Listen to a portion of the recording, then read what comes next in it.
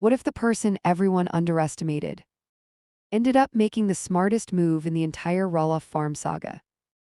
What if Chris Marek, the quiet, analytical outsider, didn't just stand beside Amy Roloff, but patiently outplayed Matt Roloff at his own long game? And what if the move fans mocked for years, the so-called fire sale, wasn't a loss at all, but the exact moment Matt lost control of the story? Because sometimes the real victory doesn't look like conquest. Sometimes it looks like walking away, while letting the other side expose itself. For years, Matt Roloff positioned himself as the visionary, the builder, the man holding the farm and the family together through sheer force of will. Amy Roloff, in contrast, was framed as emotional, difficult, resistant to change. And Chris Marek, he barely registered at all. To many viewers, Chris was just there, quiet, reserved, seemingly passive. Not a power player, not a strategist. Certainly not someone capable of shifting the balance of an empire built over decades. But what if that perception was wrong? What if Chris understood something Matt never did? That control over land matters less than control over narrative. That sometimes the smartest move isn't to fight harder, but to step back and let the pressure collapse inward. Tonight, we're going to break down how Chris Marek's patience, timing, and refusal to play Matt's game may have quietly dismantled the leverage Matt thought he'd never lose. This isn't about villains and heroes. It's about strategy, power dynamics, and how the person who speaks the least sometimes changes everything. By the end of this video, you may see the Roloff Farm saga and that fire sale in a completely different light. For years, Matt Roloff positioned himself as the visionary, the builder, the risk-taker, the undisputed mastermind behind Roloff Farms.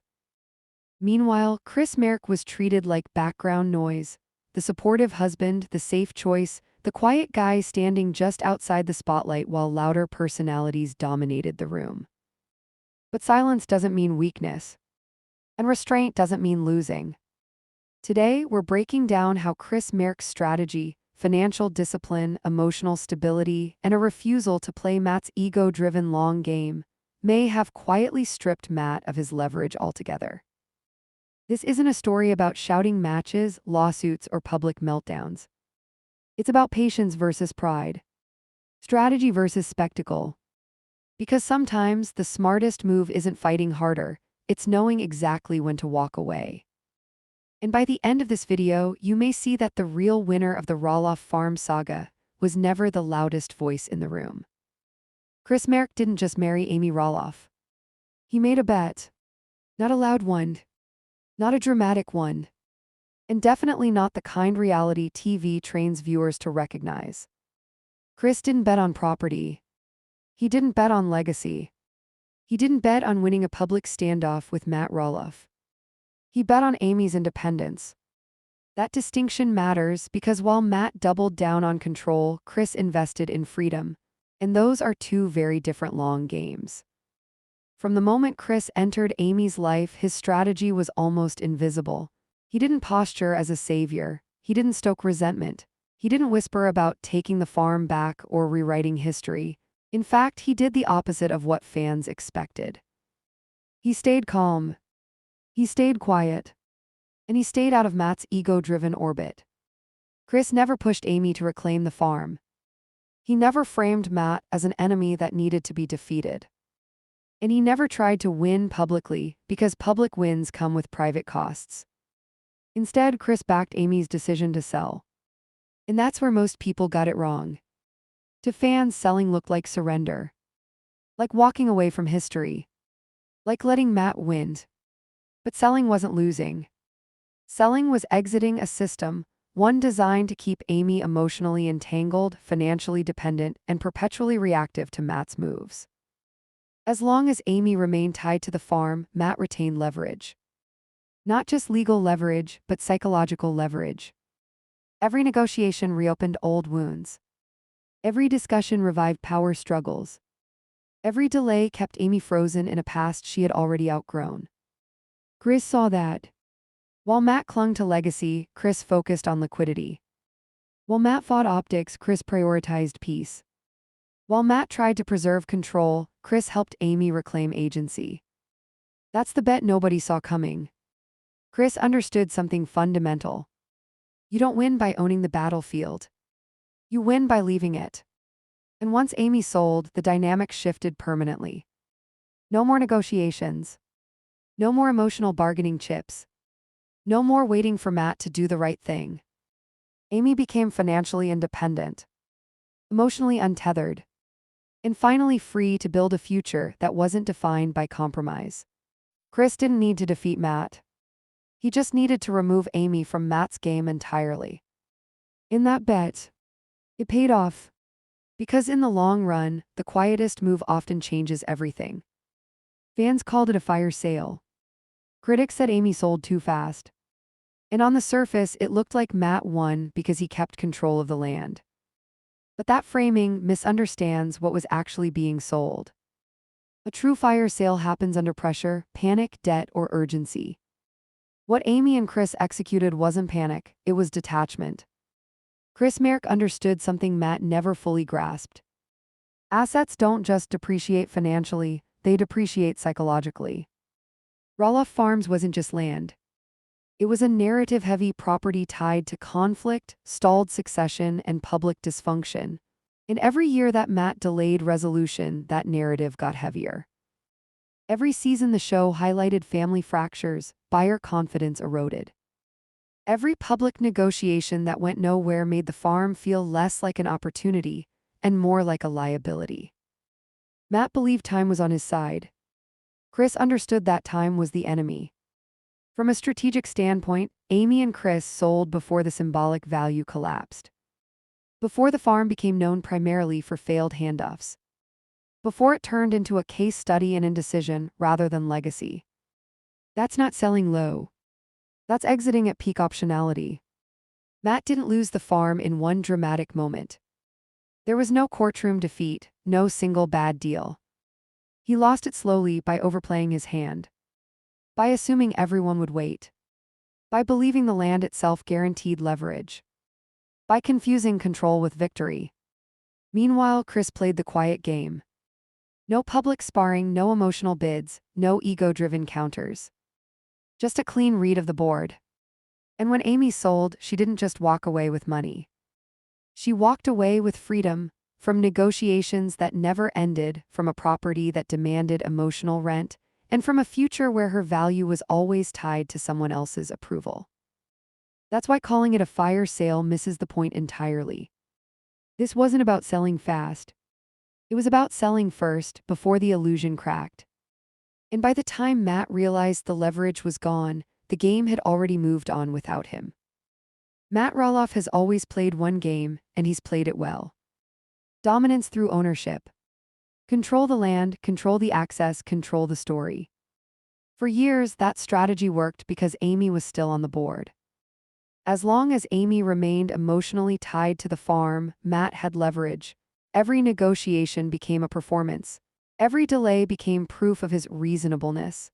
And every conflict allowed him to position himself as the visionary battling resistance. Chris Marek didn't challenge that power structure, because challenging it would have kept Matt in control of the frame. Instead, Chris did something far more disruptive. He removed Amy from the game entirely. No drawn-out negotiations. No public power struggles. No emotional bargaining masked as business. By supporting Amy's clean exit, Chris cut off Matt's most reliable source of narrative energy. The contrast between the builder and the obstacle. Without Amy there, Matt couldn't posture as the patient negotiator anymore. There was no one left to convince. No one left to delay. No one left to outperform. And that's when the imbalance became visible. Because Matt's strategy only works when someone is pushing against him. When there's resistance, he looks strong. When there's conflict, he looks necessary. But when Chris helped Amy walk away, the resistance vanished. Suddenly, Matt wasn't winning anything. He was just talking to himself. No dramatic standoffs. No emotional stakes. No rival to outmaneuver. Just ownership without relevance. And that's the part most viewers missed. Chris didn't beat Matt by force. He didn't try to outbuild him. He didn't try to reclaim the farm. He let Matt keep everything. Except the one thing Matt needed most, an opponent. That's not a loss you recover from with land or legacy. That's what happens when your entire strategy depends on someone else staying in the room. This wasn't defeat by confrontation. This was defeat by irrelevance. Reality television trains viewers to confuse ownership with victory. Who has the land? Who kept the house? Who still gets the drone shots? But real life doesn't reward possession. It rewards clarity. When the dust settled, Amy didn't lose the farm. She shut it. What Amy gained wasn't something you could film with a wide-angle lens. Financial independence without ongoing entanglement. Emotional stability after decades of leverage and negotiation. A partner who didn't compete for attention, control, or narrative dominance. Meanwhile, Matt kept what everyone thought mattered. He kept the farm, the upkeep, the debt load, the responsibility, and the pressure of being the sole steward of a legacy that no longer unifies his family. That's not a victory. That's weight. And this is where Chris Marek's role becomes impossible to ignore. Chris never needed to destroy Matt publicly. That would have fed the very dynamic Matt thrived on. Instead, Chris did something far more strategic. He stepped out of the arena. No negotiations. No emotional tug-of-war. No need to be seen as the winner. He let Matt keep playing a game that required constant validation, while Amy walked into a life that didn't. And that's the moment fans misread completely. Because the strongest move wasn't domination. It wasn't control. It wasn't keeping the farm. The strongest move was disengagement. And by the time viewers realized that, the game was already over. In the end, this story was never really about land, contracts, or property lines. It was about strategy. Matt Roloff built power by accumulating assets. Holding ground, holding titles, holding leverage. Chris Marek chose a different path. He bet on peace over pride. On exit over ego. On knowing when a game no longer rewards the person who keeps playing it. He didn't need to take the farm to win. He didn't need to dominate the narrative. He didn't need to humiliate anyone publicly. He simply removed Amy from a system that thrived on conflict. And in doing so, he collapsed its power. Matt kept the farm, but he also kept the debt, the pressure, and the spotlight. Amy gained something rarer. Freedom. Stability. A life that didn't revolve around proving anything to anyone. Matt built the farm, but Chris Marek may have been the one who finally ended its hold. Because sometimes the biggest win isn't ownership. It's walking away with your life intact. Thanks for watching. And until next time.